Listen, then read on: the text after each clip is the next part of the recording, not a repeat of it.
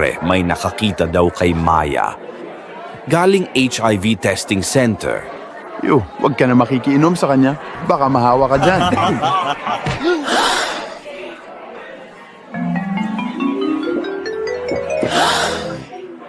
Alam mo na, baka may ganong lifestyle.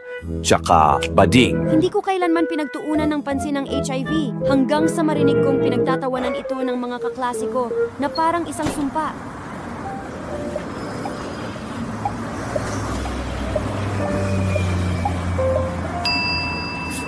Parang may kakaiba sa katawan ko. Lagi akong pagod.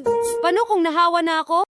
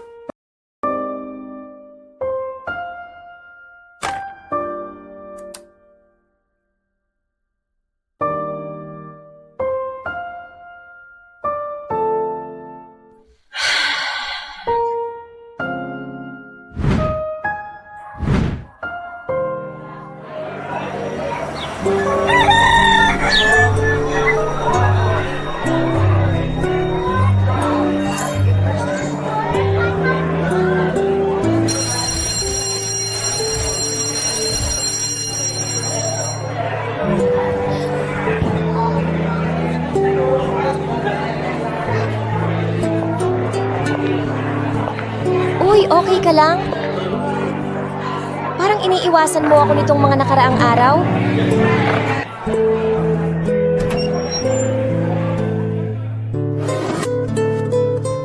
Narinig ko kasi na pinag-uusapan nila yung pagpunta mo sa HIV testing center. Tapos, parang may mga nararamdaman akong kakaiba. Natatakot ako.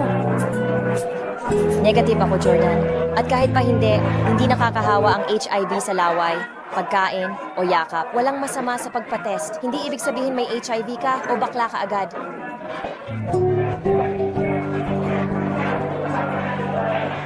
Mas mabuti nang alam mo ang totoo kaysa mag-alala. Promise, safe at private yung testing. Ano ang may tutulong ko sa'yo?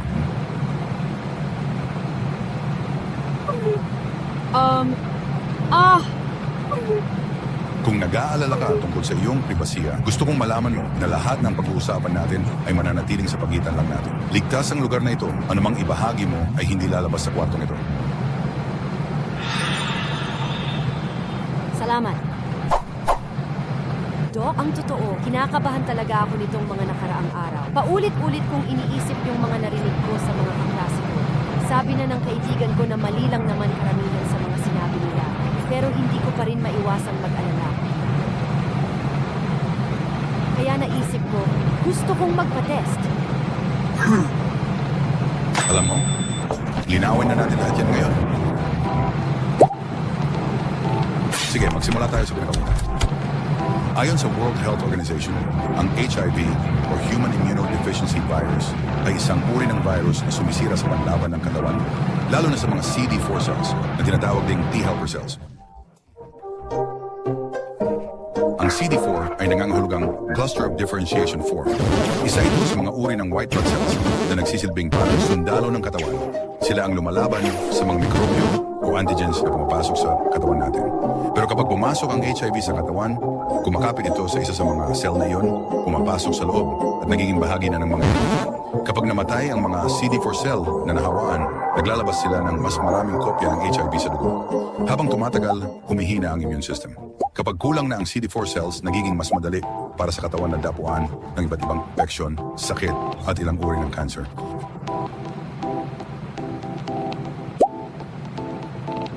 Ngayon, baka iniisip mo, paano nga ba malalaman kung may HIV ang isang tao? Ang totoo, hindi pare-pareho ang mga sintomas sa bawat tao at nag-iiba ito depende sa yugto ng infeksyon. May ilang nakakaramdam ng mga palatandaan pagkalipas lang ng ilang linggo, pero may iba namang walang nararamdaman kahit ilang taon na.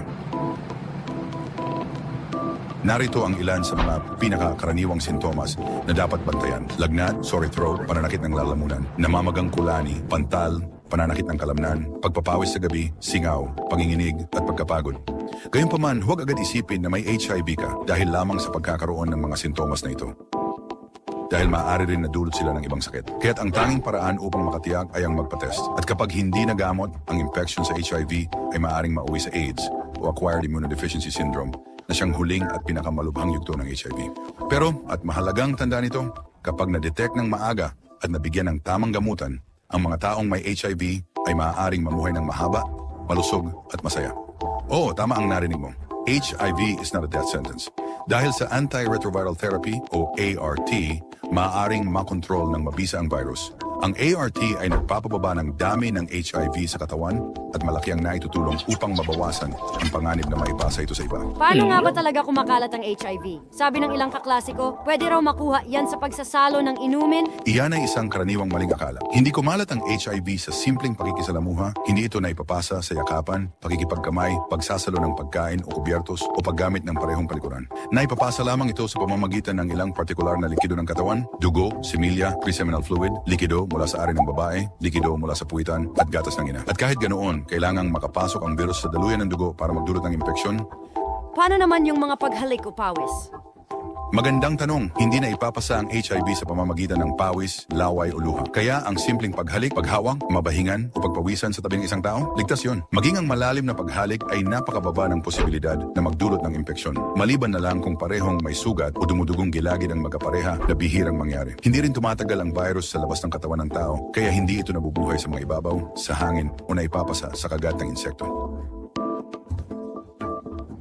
So, paano naman maiiwasan ang pagkakaroon ng HIV? Magandang tanong. Maraming simple pero epektibong paraan para maiwasan ang HIV. Laging gumamit ng proteksyon tulad ng kondom kapag nakikipagtalik. Limitahan ang bilang ng iyong mga kapareha at manatiling tapat. Iwasang magbahagi ng mga karayom o anumang bagay na maaaring may dugo. Para naman sa mga taong may mas mataas na panganib, may gamot na tinatawag na PrEP o Pre-Exposure Prophylaxis. Kapag iniinom ito ng palagian ng mga taong walang HIV, nagbibigay ito ng hanggang 99% proteksyon laban sa virus. Pero laging tandaan na ang PrEP ay hindi kapalit ng kondom. Magkasabay silang nakakatulong para maprotektahan ka laban sa HIV. Gusto mo na bang magpatuloy sa iyong test? Ngayon na alam mo na ang lahat ng yan,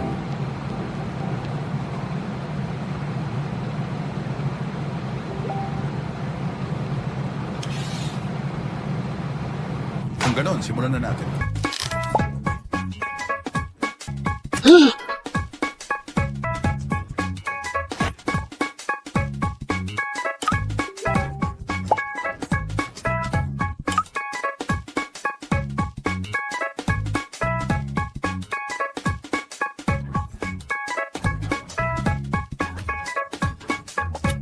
Ngayon, ituturo ko sa iyo kung paano basahin ang resulta.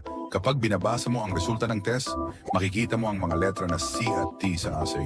Ang C ay para sa control. Kung may linya dito, ibig sabihin gumana ang test. Ang T naman ay para sa test. Kung may linya sa tabi ng T, positibo ang resulta. Kung walang linya, negatibo.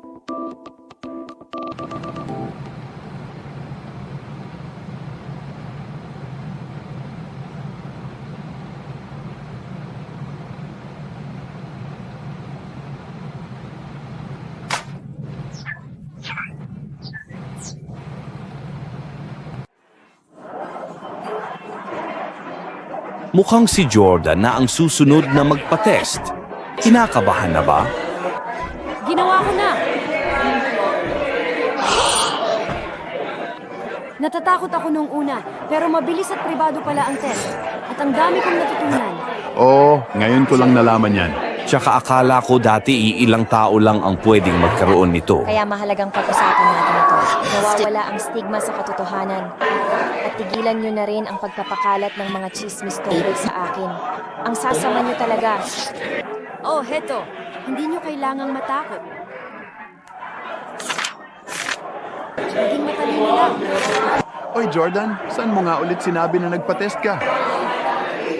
Ang totoong pagsubok ay hindi sa klinika.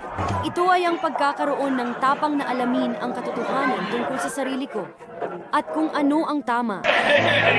Get tested. Know your status. Break the stigma. You deserve the truth.